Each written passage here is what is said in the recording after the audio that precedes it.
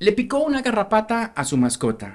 Le hizo un hemograma, le salió anemia y plaquetas bajitas, entonces es Ehrlichia. En este video le voy a explicar mitos y leyendas acerca de esta enfermedad, Ehrlichiosis. La medicina veterinaria, al igual que otras profesiones, se basa en evidencia, pero la aproximación diagnóstica del médico veterinario se sigue manteniendo firme, siempre y cuando el juego de palabras que se utilice en consulta sea el adecuado. Me refiero, si vamos a decir que tiene Ehrlichia una mascota, tendríamos que demostrar esta afirmación con alguna herramienta de diagnóstico definitivo, ojalá molecular. Por ejemplo, si un PCR nos da positivo más los signos clínicos del paciente, podríamos asegurar que es Ehrlichia. De lo contrario, si tenemos un PCR negativo y tenemos alguna signología clínica que nos lleva a sospechar de hemoparásitos, vamos a utilizar este término, hemopatógenos, ya que va a cubrir gran variedad de microorganismos que posiblemente nos estén causando esa anemia, trombocitopenia,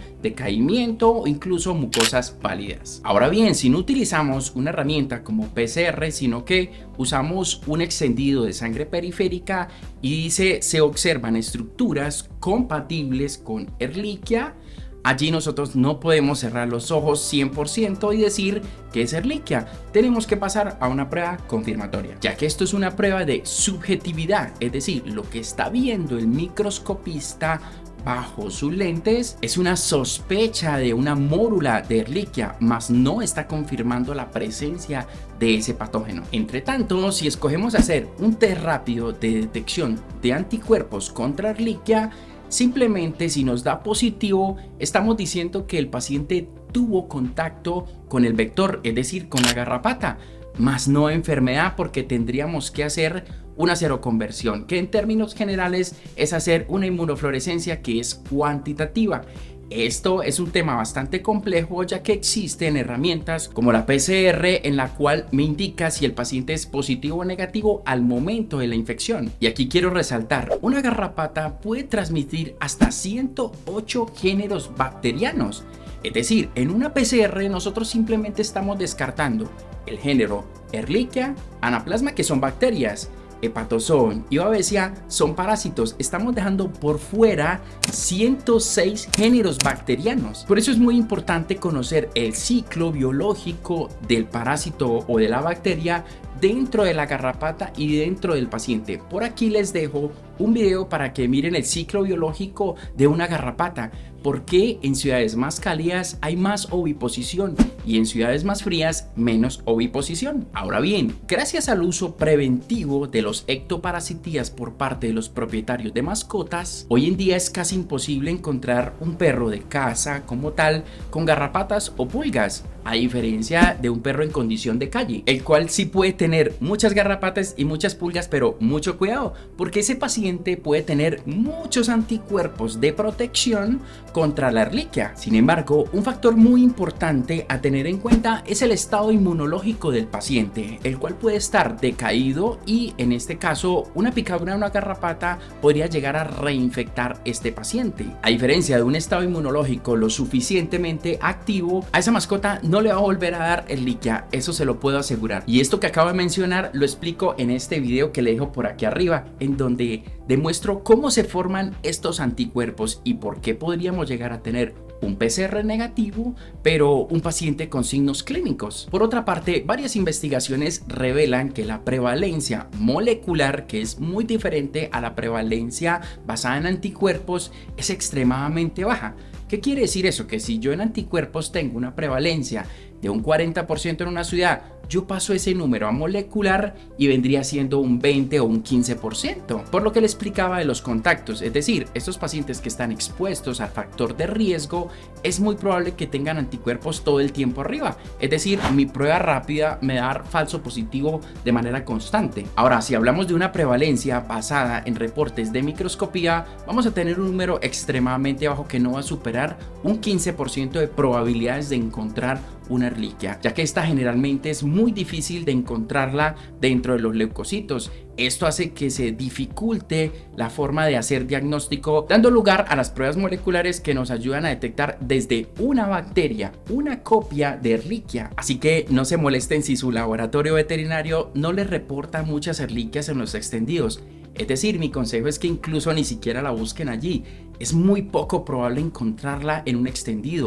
Es mejor utilizar pruebas moleculares. En este otro video que le dejo por acá, le explico con qué estructura se podría llegar a confundir un microscopista al momento de sospechar de que lo que está viendo es una mórula de Ehrlichia. Ahora, si usted es médico veterinario, le recomiendo que entre a mi software de prevalencia molecular, en la cual hemos muestreado más de 105,000 pacientes y tenemos una prevalencia molecular, una prevalencia puntual. Es un número que nos indica qué tanto porcentaje de pacientes enfermos expuestos a un factor de riesgo se encuentran en la ciudad en donde usted está haciendo consulta. Para tener acceso a este programa tienes que ser cliente de Mascolab. Le dejo por aquí el link para que se suscriba. Pero entonces nos surge una duda.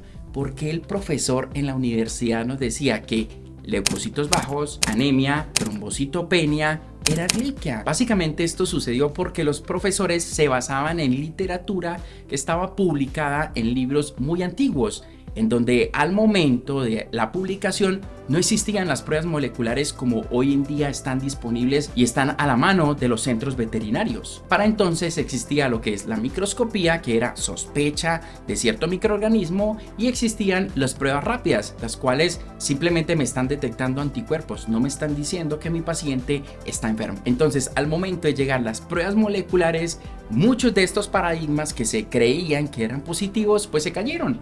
Realmente la prevalencia de una erliquiosis en Colombia llega a tocar un 24% en Santa Marta, entre un 10 y 15% en la ciudad de Bogotá, y esto obedece a la oviposición de la garrapata. Pero mucho cuidado, si el PCR me dio positivo y la mascota no presenta ningún signo clínico, aquí en este caso nosotros no vamos a catalogar la mascota como enferma, porque realmente él no tiene ningún signo clínico en este momento. Pasa exactamente como en COVID-19. Algunas personas eran positivas para COVID-19, pero no tenían ningún signo clínico, eran portadores sanos. Y aquí la decisión es netamente médica si tratar o no esa mascota. Ahora bien, si yo tengo un PCR negativo y la sospecha clínica continúa, se decide administrar un tratamiento, y no porque funcione significa que era Ehrlichia, porque recuerden, una garrapata puede transmitir hasta 108 géneros bacterianos. El antibiótico que yo le estoy administrando mata bacterias tanto gram positivas como gram negativas, es decir, todas las 106 posibilidades de bacterias que tenía el vector también me las va a acabar. Desde mi punto de vista como biólogo molecular, la recomendación es que nos acostumbremos a los PCRs negativos. En biología molecular esto es muy frecuente, y esto porque es diagnóstico definitivo. Si hubieran muchos PCRs positivos, entonces no sería una prueba de diagnóstico definitivo, sino una prueba de tamizaje. Ahora respondo al título de este video, y es que esta enfermedad está próxima a extinguirse. Claro, y esto es por el uso de los ectoparasitías vía oral y vía tópica. Esto hace que la presencia del vector sea muy poco frecuente en el paciente, lo que traduce que el paciente generalmente no se va a enfermar de estos hemoparásitos. Si deseas aprender un poco más sobre pruebas de laboratorio, los invito a mi lista de difusión de WhatsApp, en la que compartimos audios, cápsulas, le llamamos nosotros, en la que compartimos datos claves para la interpretación de pruebas de laboratorio, desde básicas hasta las complejas. Soy Dani y nos vemos en el siguiente video.